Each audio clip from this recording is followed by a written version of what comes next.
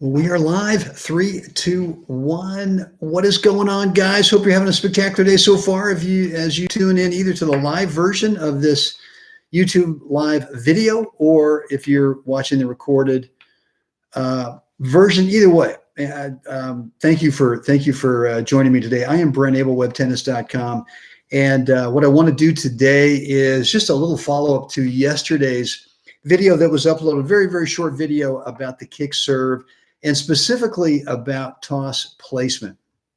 And I think in yesterday's video, I mentioned it was basically, how do you hit a kick serve without turning yourself into a pretzel, right? Without having to put the toss into such an awkward spot that so just so that you can get spin.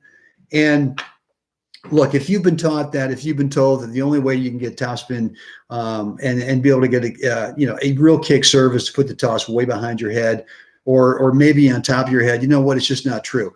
And if you've been trying to do that and you're not getting the results that you want, then as the old saying goes, you know what? It's not your fault. You've been kind of led into the wrong direction here about really what you have to do to be able to get some high quality spin, some upspin, some topspin for your topspin serve. And whether it's just a really good, high quality, high bouncing serve out of the service box over there so that you eliminate the fear of double faulting, or that you eliminate that fear that you're just going to go and put a fat sitter in there, second serve in there that's going to sit up for the returner, whether it's singles or doubles.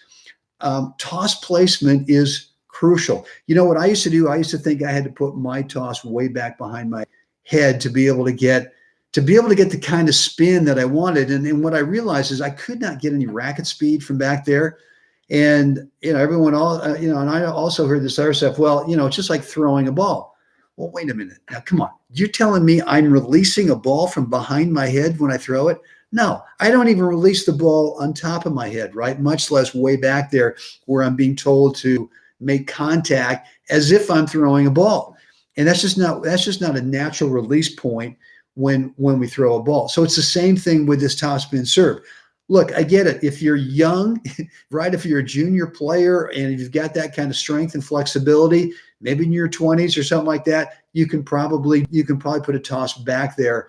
But for anyone who's just starting out, or anyone who's a little bit older than that, or anyone who doesn't have the flexibility, or anyone that doesn't have some kind of a strength team, if you're on the pro men's and women's tour, then you know what? The better toss placement is slightly out in front. And I'll tell you, when I first tried this, when I first experimented with the toss being a little bit further in front, what I discovered was a couple of things. Is number one was I got way more racket speed, right? So to be able to get the kick part right, or be able to get the high bounce, you can make the ball turn in a certain direction that you want, the upspin, the topspin.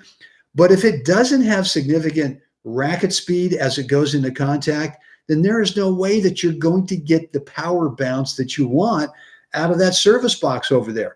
So for me, when I got the toss further out in front, not only could I get the racket speed that I wanted, but that racket speed created the two things I needed to get the bounce, which was number one, power, and then number two, the high quality spin that will control the power, right? So it's one thing to have power, but if you don't have the right spin, how's it going to come back down? How is the power going to get controlled, right? Because gravity's not going to pull it down unless you just push it in, and we know we don't want to do that.